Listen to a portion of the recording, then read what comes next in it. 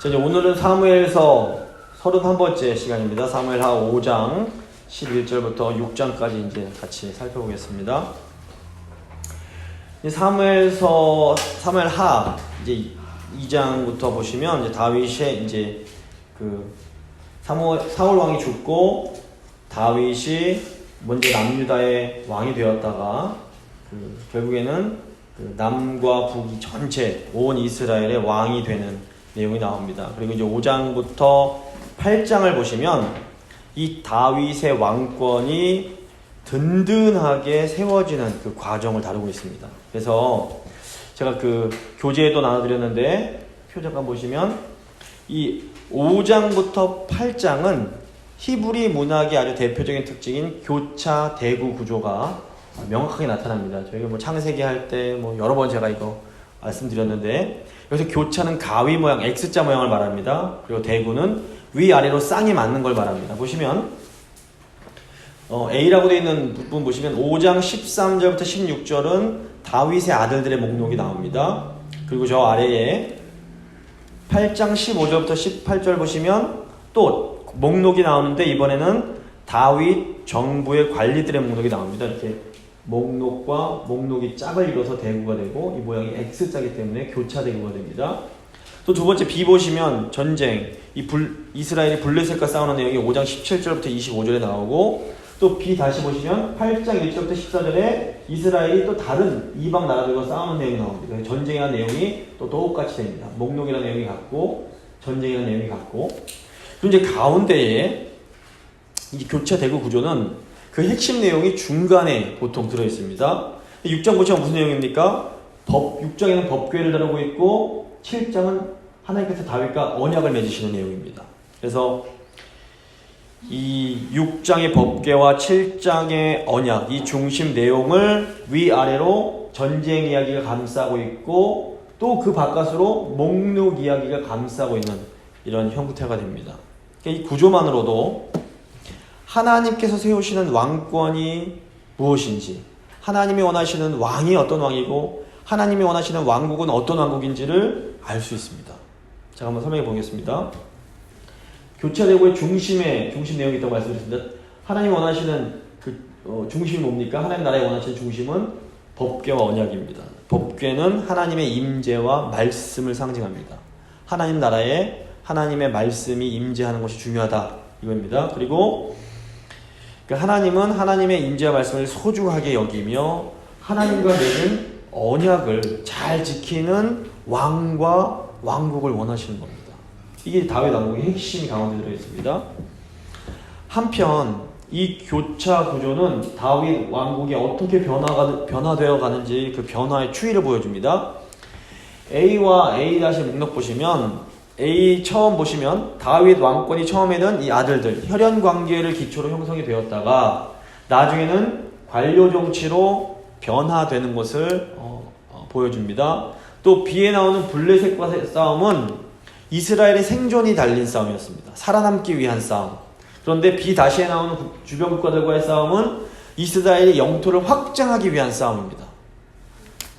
또 이제 C 보시면 법지에 나오는 이 6장에 나오는 법궤가 시내산 언약, 모세가 맺은 시내산 언약을 상징한다면, C-7장의 언약은 새 시대를 여는 다윗 언약을 상징한다고 볼 수 있습니다. 즉 모세 언약의 시대를 이제 넘어서 다윗 언약의 시대로 나아간다라는 것을 이 표가 또 이 구조가 보여줍니다. 그러니까 하나님의 말씀을 공부하면 할수록 참 이 성경 자체가 얼마나 이게 정말 놀랍게 짜여져 있는지를 저희가 깨닫고 볼 수 있게 됩니다.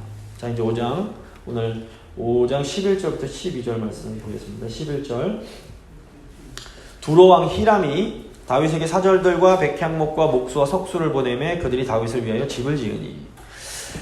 이제 두로가 어디 있는 나라라면, 지도 보시면 예루살렘이 여기 있으면 두로, 이 지중해고 이제 이쪽에 그 유럽이 있습니다. 두로 같은 경우에는 이 아프리카부터 유럽까지 오가면서 교역하는 상인들의 나라입니다. 지중해 주변 국가들 사이에서 교역을 아주 담당하는 상업의 중심 국가였습니다.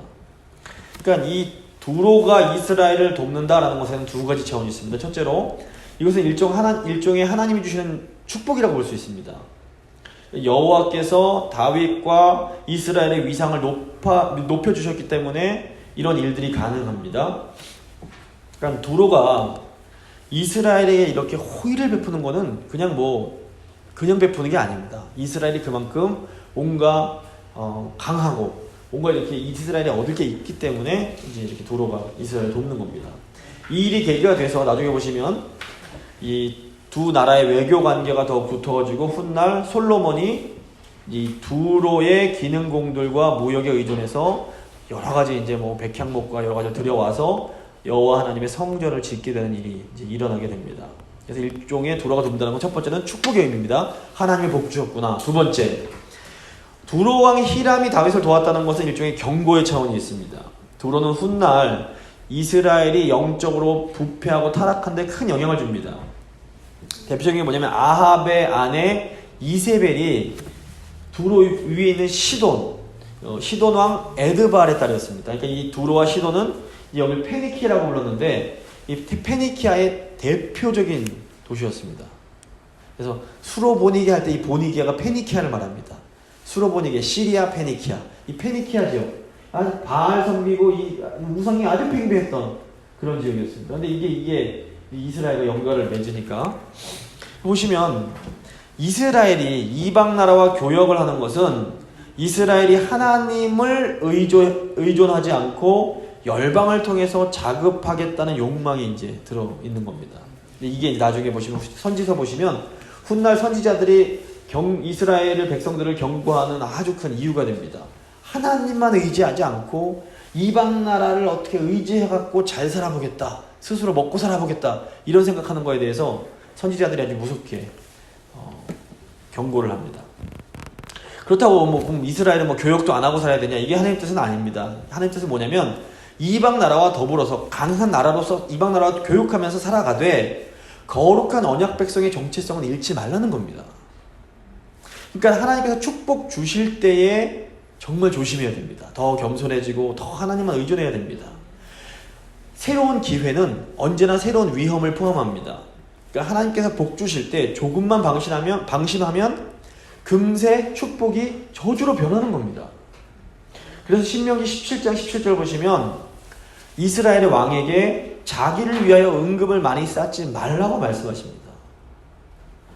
표면적으로는 지금 11절 말씀이 두로왕 히람이 다윗을 도왔다는 것이 그 역사적인 보고처럼 보이지만 실제로는 아주 심각한 경고의 의미가 들어있습니다.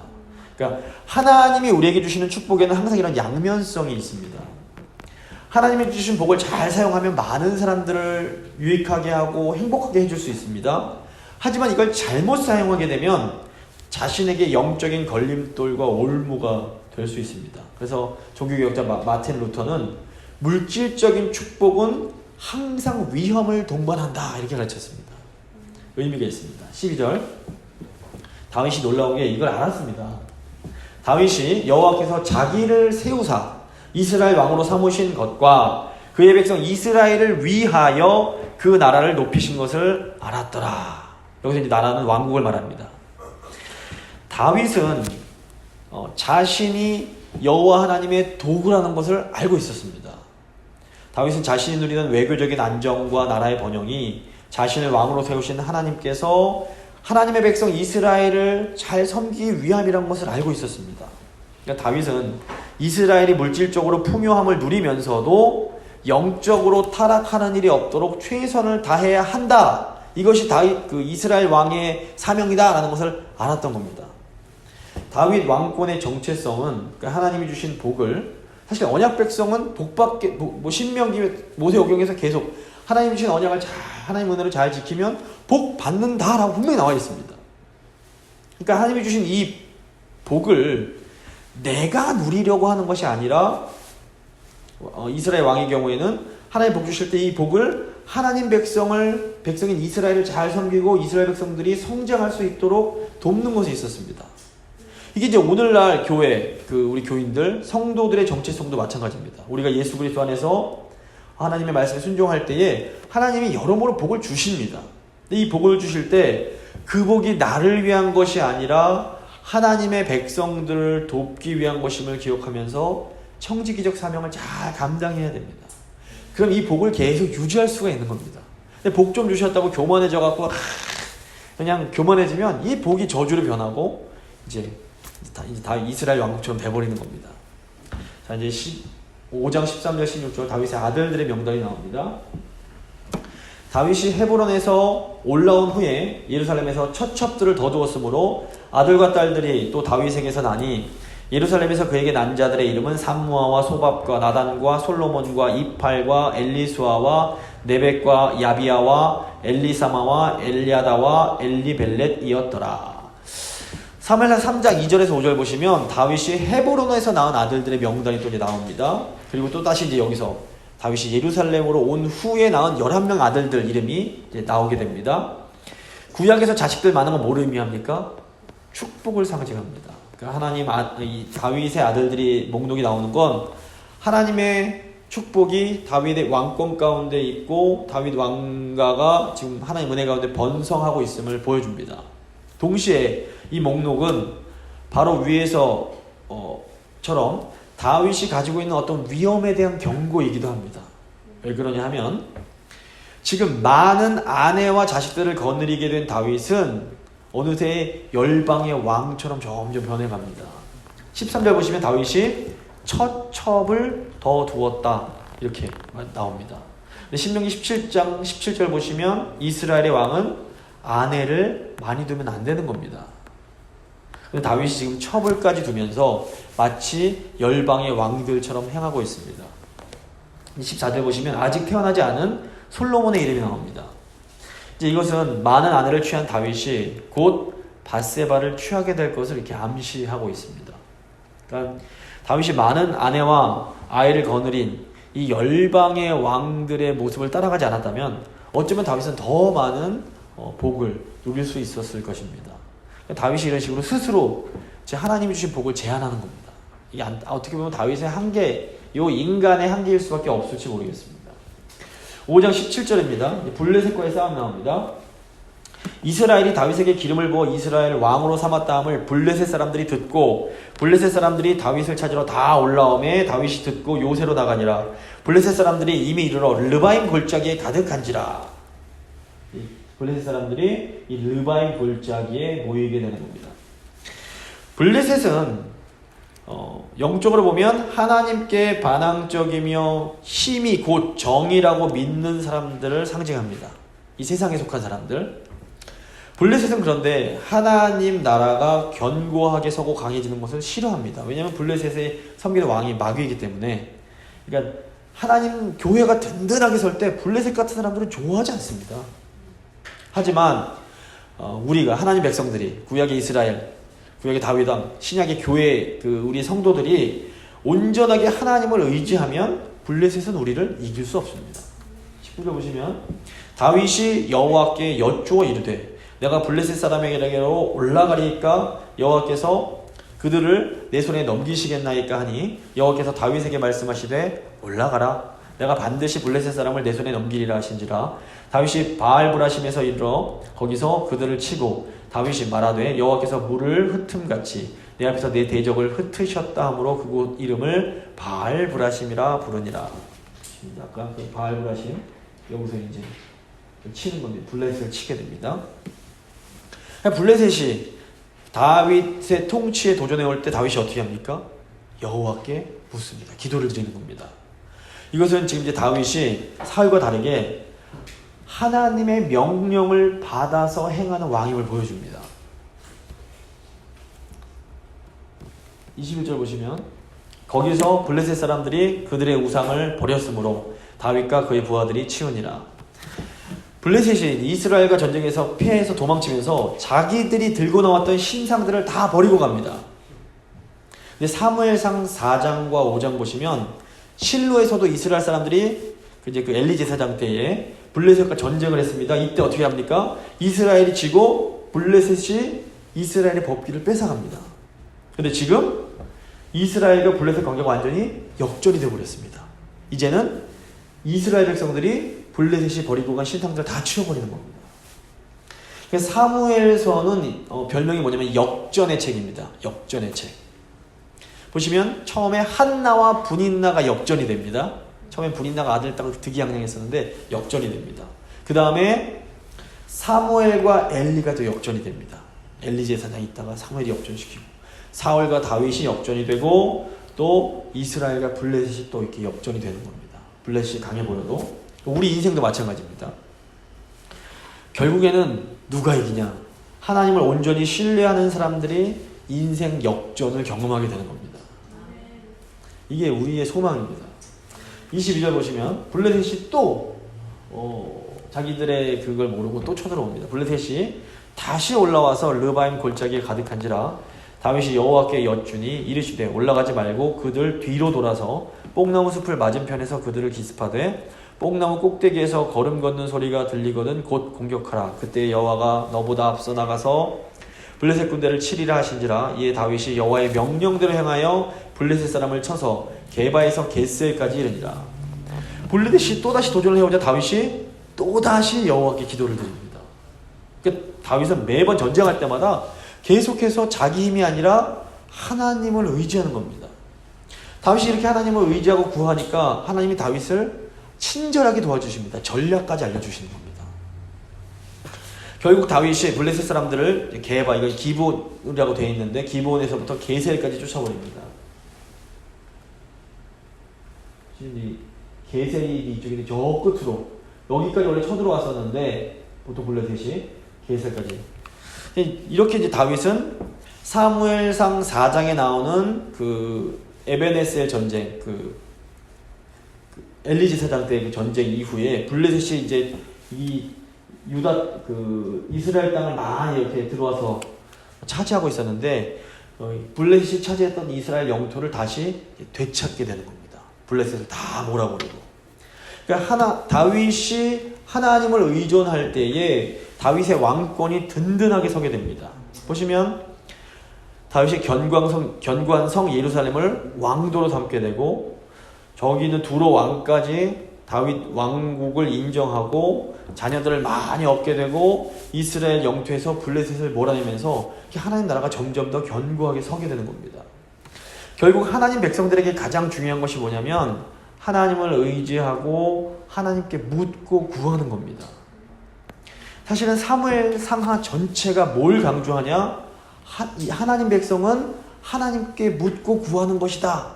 이걸 강조합니다. 이 사무엘이라는 이름 자체가 하나님께 구하여 얻은 자라는 뜻입니다. 또 사울이라는 이름도 구하여진 자 이런 뜻이 있습니다. 그러니까 성도의 모든 삶, 성도의 모든 교회의 모든 사역은 하나님과 우리의 긴밀한 관계 속에서 이루어집니다.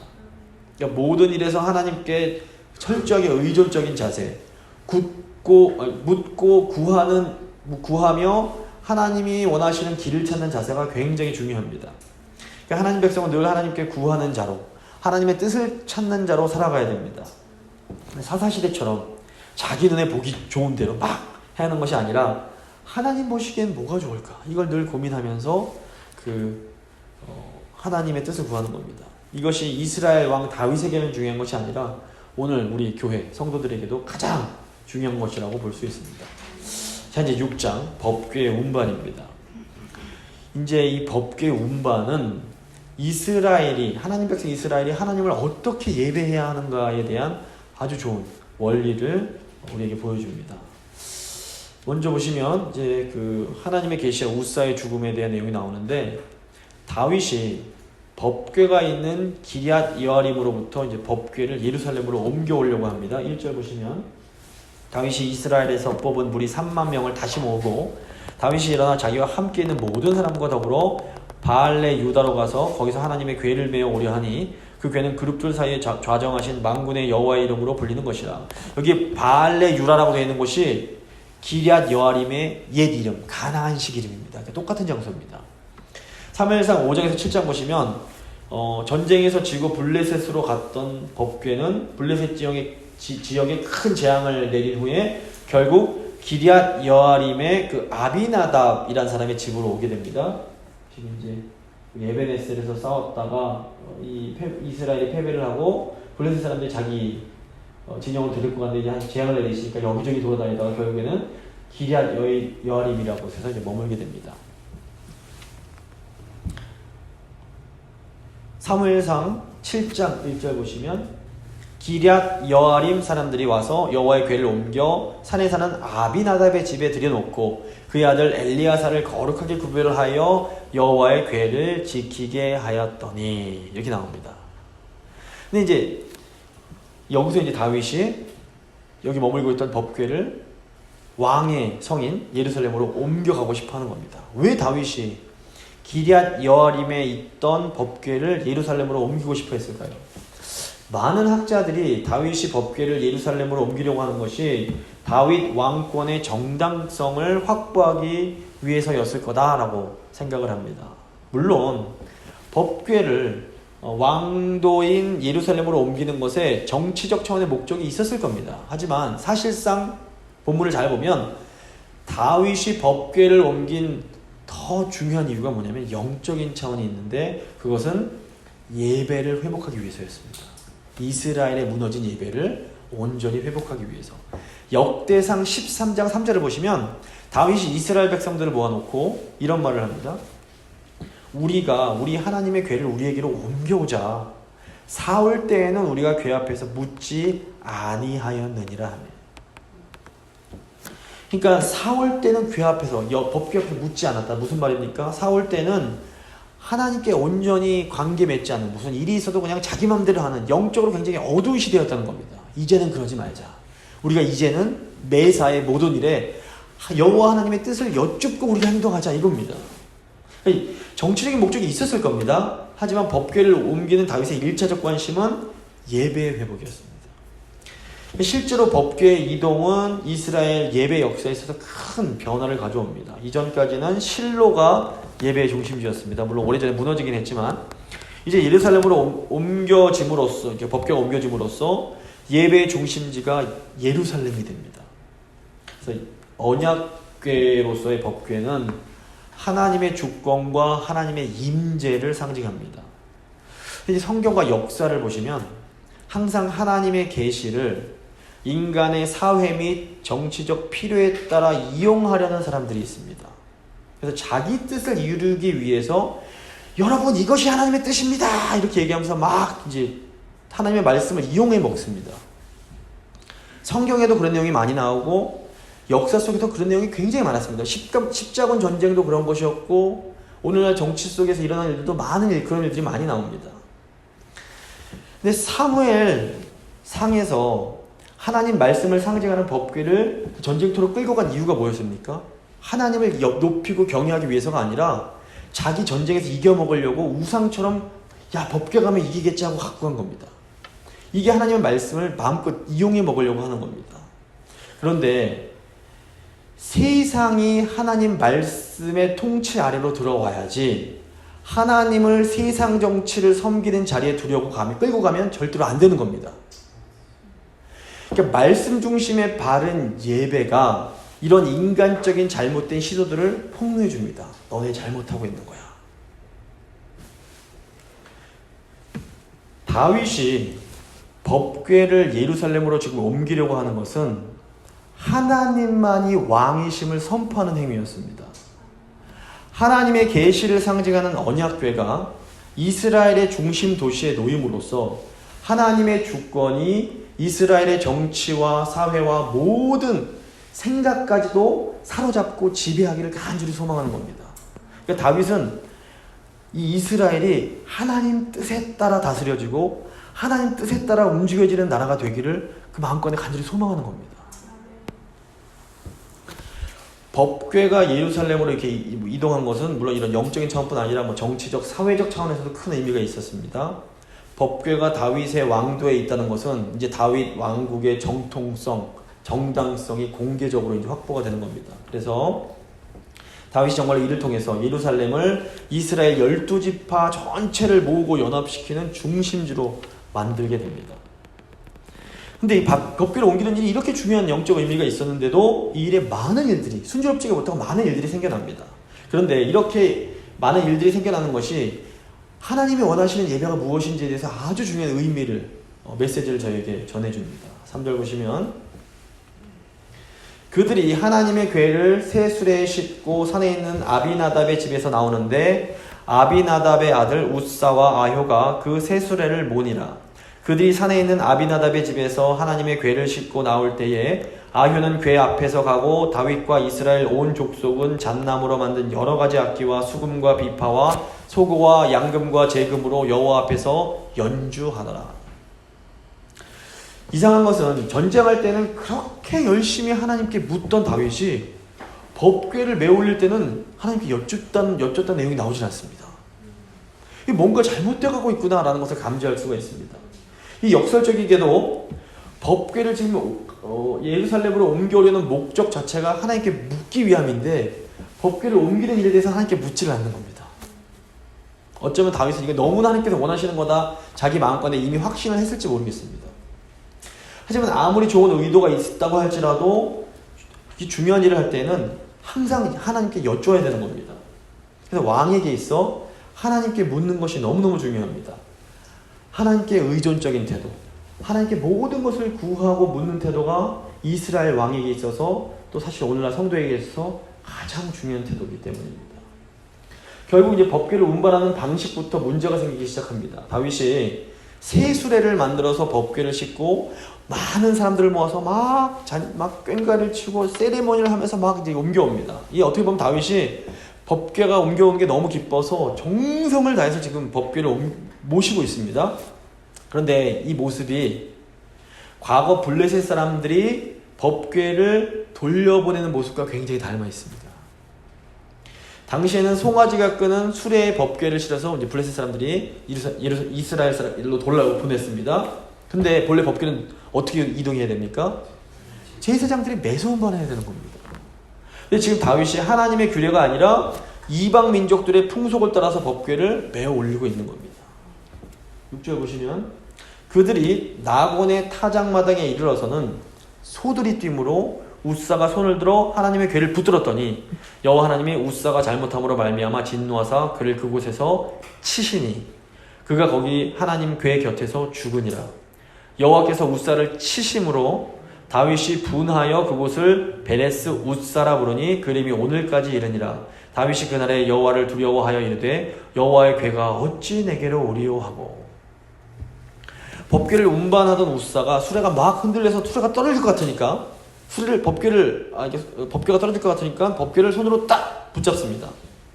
언뜻 보면 수레에서 떨어지려는 법궤를 보호하려고 한 것인데 그걸 죽이는 것 하나님 너무하신 거 아닌가? 이런 생각이 들 수도 있습니다. 그런데 본문을 좀 잘 들여다보면 그렇지가 않습니다. 우선 지금 법궤를 누가 옮겼냐면 웃사와 아효라는 사람이 옮겼는데 이 사람들도 지금 아비나답의 후예로서 그 레위인이었습니다. 그래서 분명히 법궤를 어떻게 옮겨야 하는지 알아야 마땅합니다. 알고 옮겼다 보면 이거는 하나님을 무시한 것이고 몰랐다면 하나님에 대해 무지한 겁니다. 둘 다 잘못한 겁니다. 어쩌면 모세율법을 무시하고 수레에 옮깁니다. 지금 어쩌면 무시했을 가능성이 높은데 왜냐하면 당시 수레는 블레셋의 신기술이었던 겁니다. 요즘이야 수레 그 구닥다리지만 요즘으로 치면 최고급 막 그런 거에서 탁 이런 겁니다.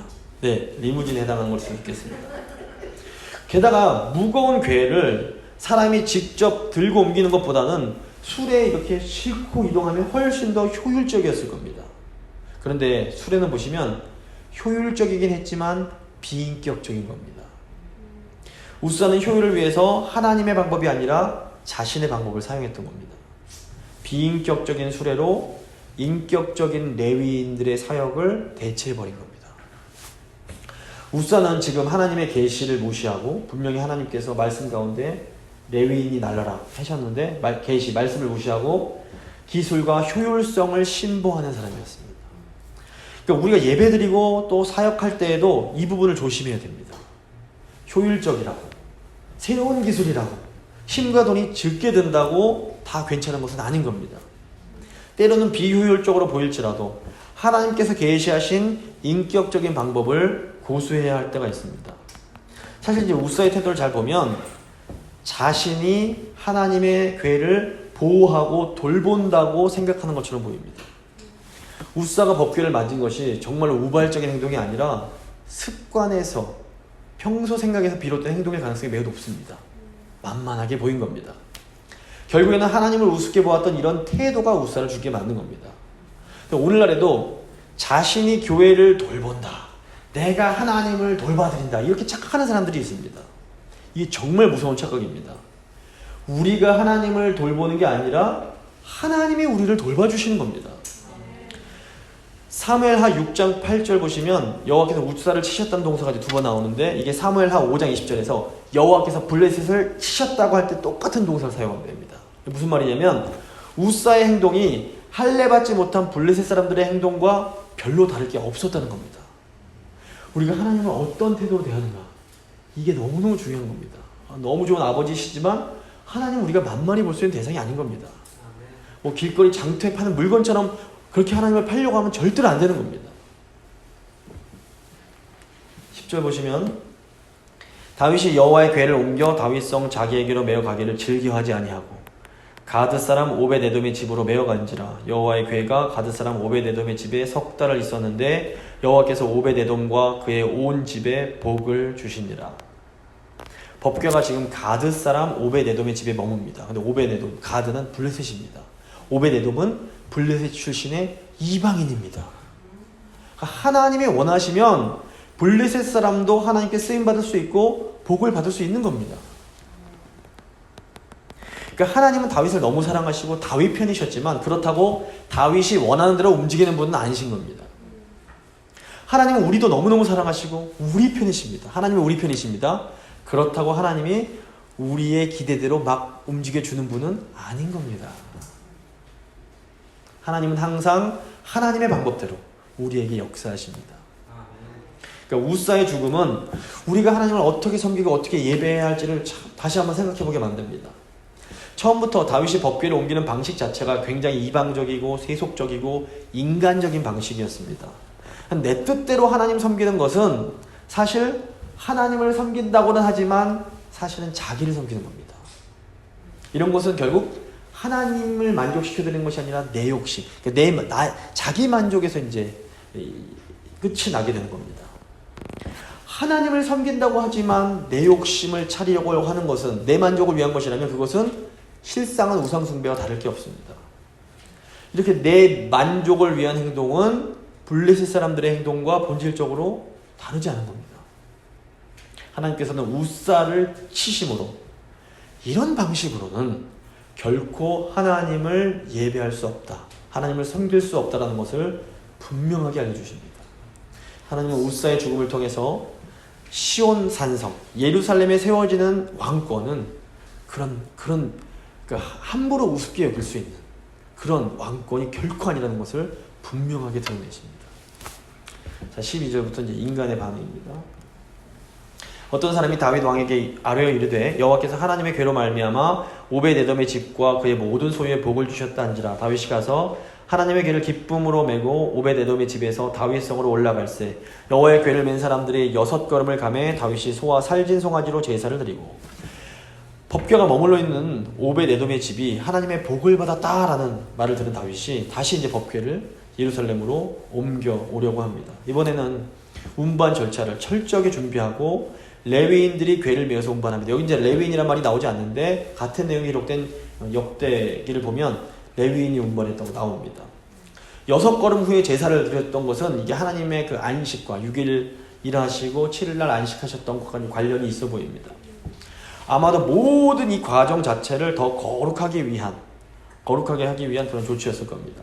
그러니까 성경적 예배를 보시면 항상 두 가지가 차원이 있는데, 하나는 하나님의 계시적 차원, 그리고 또 하나는 인간의 반응의 차원이 있습니다. 하나님의 계시 말씀 주시고 인간이 반응하고 믿음으로 반응하고 또 말씀 주시고 반응하고, 이게 이제 반복되는 게 예배의 핵심입니다. 저희 예배 구조도 이렇게 되어 있습니다. 예배에 부르면 하나님께서 성령 가운데 임하시면 저희가 감사함으로 반응하고 또 말씀 주시면 또 감사로 반응하고, 이렇게 이제 이게 왔다 갔다 하는 겁니다. 하나님의 궤와 관련된 우사 사건은 예배에 있어 하나님의 계시가 얼마나 중요한지를 우리에게 보여줍니다. 온전한 예배는 반드시 하나님의 계시에서 시작이 됩니다. 하나님이 누구신지를 정확하게 알고 하나님께서 말씀하신 대로 하나님을 예배하는 것이 중요합니다. 그런데 예배에는 또 하나님 백성의 반응이 중요합니다. 법궤가 이동할 때 사람들이 예루살렘으로 행진하면서 춤추고 노래하는 것이 하나님 백성들의 반응을 보여줍니다. 하나님께서 누구신지 정확히 알고 난 후에는 그에 따라서 정확히 또 믿음으로 반응을 해야 되는 겁니다. 14절 보시면 다윗이 여호와 앞에서 힘을 다하여 춤을 추는데 그때 다윗이 배에 에봇을 입었더라. 다윗과 온 이스라엘 족속이 즐거이 환호하며 나팔을 불고 여호와의 궤를 메어 오니라. 다윗이 제사장들만 입는 에봇을 입고 춤을 추면서 하는 것은 예배자로서의 다윗의 정체성을 보여줍니다. 그러니까 다윗은 하나님의 임재 앞에서 기쁘게 춤을 추는 사람이었습니다. 5절, 14절, 16절, 20절 보면 다윗이 너무 기뻐하는 내용이 나옵니다. 그러니까 다윗은 정말로 하나님이 좋은 겁니다. 왕의 자리가 좋고 권력이 좋고 뭐 이게 좋은 게 아니라 다윗은 진짜 하나님이 너무 좋은 겁니다. 그러니까 하나님을 기뻐하는 사람이었던 겁니다. 그래서 다윗처럼 하나님을 즐거워하면서 예배드릴 때 어떤 일이 일어날까요? 근심, 걱정이 사라지는 겁니다. 그래서 전적으로 하나님 중심이던 다윗에게는 이 예배가 너무너무 중요하고 즐거웠습니다. 그래서 다윗이 생전에 시편을 많이 짓습니다. 다윗이 예배를 위해서 지은 시편이 다윗이 살아있을 때보다 죽은 후에 사람들에게 더 많은 영향을 줍니다. 지금도 저희가 시편을 읽으면서 은혜를 받습니다. 물론 다윗 보시면 이제 나중에 보면 다윗 뭐 잘못하고 이런 것도 너무 많고 실수도 많이 하고 완벽한 인간은 아닙니다. 그럼에도 하나님께서 다윗을 예뻐하고 다윗은 정말 내 마음에 합한 자다 이렇게 말씀하신 건 뭐냐면 다윗이 정말로 여호와 하나님을 인격적으로 사랑하고 하나님을 기뻐하며 예배하는 사람이었기 때문입니다. 16절 보시면 여호와의 궤가 다윗 성으로 들어올 때에 사울의 딸 미갈이 창으로 내려보다가 다윗 왕이 여호와 앞에서 뛰놀며 춤추는 것을 보고 심중에 그를 업신여기니라. 또 20절 보시면 다윗이 자기의 가족에게 축복하러 돌아오매 사울의 딸 미갈이 나와서 다윗을 맞으며 이르되 이스라엘 왕이 오늘 어떻게 영화로우신지 방탕한 자가 염치 없이 자기의 몸을 드러내는 것처럼 오늘 그의 신복의 계집종의 눈앞에서 몸을 드러내셨도다 하니. 다윗이 막 너무 춤추다 보니까 막 옷이 막 흘러내렸던 것 같습니다. 다윗의 아내인 그 이제 사울의 딸 미갈은 다윗이 춤추는 모습을 보면서 굉장히 우습게 여기고 조롱을 합니다. 다윗이 이제 이게 옮기는 후에 백성들을 축복하고 가족들을 축복하기 위해서 왔을 때 한 말이 이제 20절 말인 겁니다. 미갈이 나는 왕의 딸로서 왕이 어떻게 행동해야 하는지 잘 알아요. 그런데 오늘 당신이 보여준 모습은 정말 엉망이었어요. 왕이 채통을 좀 지키셔야죠. 이렇게 말하는 겁니다. 이에 대해서 다윗이 뭐라고 말합니까? 21절입니다. 다윗이 미갈에게 이르되 이는 여호와 앞에서 한 것이니라. 그가 내 아버지와 그의 온 집을 버리시고 나를 택하사 나를 여호와의 백성 이스라엘의 주관자로 삼으셨으니 내가 여호와 앞에서 뛰놀리라. 난 앞으로도 여호와 앞에서 이렇게 뛰놀 거야. 내가 이보다 더 낮아져서 스스로 천하게 보일지라도 네가 말한 바 계집종에게는 내가 높임을 받으리라 한지라. 지금 다윗이 여호와 앞에서 라는 말을 2번이나 하면서 내가 지금 당신 보라고 춤춘 게 아니요 이런 말을 하는 겁니다. 나는 지금 나를 왕으로 세워주신 여호와 하나님께 너무 감사해서 하나님 보시라고 춤춘 거라고 지금 말하는 겁니다. 물론 왕으로서 다윗이 사람들 앞에선 체면을 지켜야 될지 모르겠습니다. 하지만 다윗이 춤을 춘 것은 사람이 아니라 하나님 앞에서 춘 겁니다. 지금 사울이 실패한 근본적인 원인이 무엇입니까? 사울은 하나님보다 사람을 더 의식하고 하나님보다 사람을 더 무서워했기 때문에 그렇습니다. 근데 지금 사울의 딸 미갈이 안타깝게도 자기 아버지와 똑같이 생각을 하고 있는 겁니다. 사람들이 어떻게 보겠어요? 왕이 그러시면 돼요? 23절입니다. 지금 23절인데 여기 23절. 그러므로 사울의 딸 미갈이 죽는 날까지 그에게 자식이 없으니라. 결국 미갈은 죽을 때까지 자식을 출산하지 못하게 됩니다. 이거는 당시로서는 아주 정말 끔찍한 심판에 해당합니다. 자식을 더 이상 잉태하지 못하는, 자식을 낳지 못하는 미갈의 모습은 사울 집안의 운명을 암시한다고 볼 수 있습니다. 하나님보다 사람을 더 의식하던 사울 집안이 완전히 몰락하게 됩니다. 사울과 요나단, 이스보셋은 죽었고 무비보셋은 장인이 되고 말았고 미갈은 지금 불임에 시달리게 되는 겁니다. 말씀 마무리 짓겠습니다. 다윗이 법궤를 예루살렘으로 옮긴 것은 하나님을 이스라엘의 중심으로 모시고 하나님을 온전히 예배하고 싶었기 때문입니다. 하지만 하나님은 인간의 뜻에 의해서 좌지되거나 인간의 뜻에 의해서 시온성에 거하시는 분이 아닙니다. 하나님은 인간이 오라면 오고 가라면 가시는 그런 분이 절대 아니신 겁니다. 하나님께서 스스로 주도권을 갖고 계시며 하나님은 인간에게 의탁하는 분이 아니십니다. 결국 이제 법궤가 시온산성으로 올라가는데 이것은 하나님께서 시온산성을 택하셨음을 의미합니다. 그러니까 다윗 왕국이 하나님의 은총 속에 거하는 것이지 하나님이 다윗의 뜻에 따라 거하시는 것이 아니라는 겁니다. 굉장히 중요합니다. 우사 사건이 이것을 강력하게 보여줍니다. 시온산성을 다윗이 정복하고 블레셋을 다윗이 물리치고 다윗이 법궤를 올리는 것처럼 보이지만 사실 이 모든 것은 다윗이 한 것이 아니라 하나님께서 먼저 다윗을 선택해 주셨기에 가능했던 일입니다. 결국 법궤가 시온산성에 올라간 것은 다윗 왕권이 하나님이 택하신 왕권임을 보여줍니다. 그래서 시편 132편 13절 보시면 이게 분명히 나타납니다. 여호와께서 시온을 택하시고 자기 거처를 삼고자 하여 이르시기를 이는 내가 영원히 쉴 곳이라 내가 여기 거주할 것은 이를 원하였음이로다. 그러니까 하나님이 원하셔서 예루살렘으로 가신 것이지 다윗이 원해서 갔다고 생각하는 건 착각인 겁니다. 물론 하나님이 다윗 마음 가운데 소원하는 마음을 주셨을 거라고 생각합니다. 이게 우리에게 무슨 의미가 있는가? 오늘날 하나님이 어디 거하십니까? 성령 통해서 우리 안에 거하십니다. 근데 내가 원해서 거하시는 게 아니라 하나님이 우리 안에 거하시기로 선택하신 겁니다. 하나님이 원하신 겁니다. 그래서 지금 이 자리에 앉아서 저희 말씀 듣고 있는 건 하나님이 원하셔서 우리가 지금 이 자리에 다 앉아 있는 겁니다. 내가 와서 앉아 있어야지. 물론 하나님이 우리 마음 가운데 소원하는 마음을 주셨습니다. 하지만 이건 다 하나님의 은혜인 겁니다. 그래서 우리가 이 하나님의 이게 지금 이 하나님의 그 법궤가 예루살렘 성에 다 임재하는 어마어마한 일이 지금 우리 각 사람에게 이미 다 임한 겁니다. 성령께서 우리 안에 임해 주셨습니다. 이 은혜가 우리 안에 지금 거하고 있습니다. 이 은혜에 감사하면서 어떻게 됩니까? 이제 우리도 다윗처럼 기뻐해야 됩니다. 하나님 감사합니다. 하나님 감사합니다. 물론 다윗처럼 저희도 춤추는 거 못하는데 이 춤춘다는 게 정말 몸으로 추라는 것보다는 우리 영혼이 기뻐 뛰는 겁니다. 하나님 너무 감사드립니다. 정말 하나님 감사합니다. 감사합니다. 이 마음을 가지시고 다윗처럼 나아가면 모든 근심 걱정이 사라지고 저희 안에 기쁨이 넘치고 하나님 나라가 우리 안에 임하는 겁니다. 이 은혜가 우리 교회 가운데 늘 차고 넘치시기를 간절히 소원합니다. 한번 기도하실 때 하나님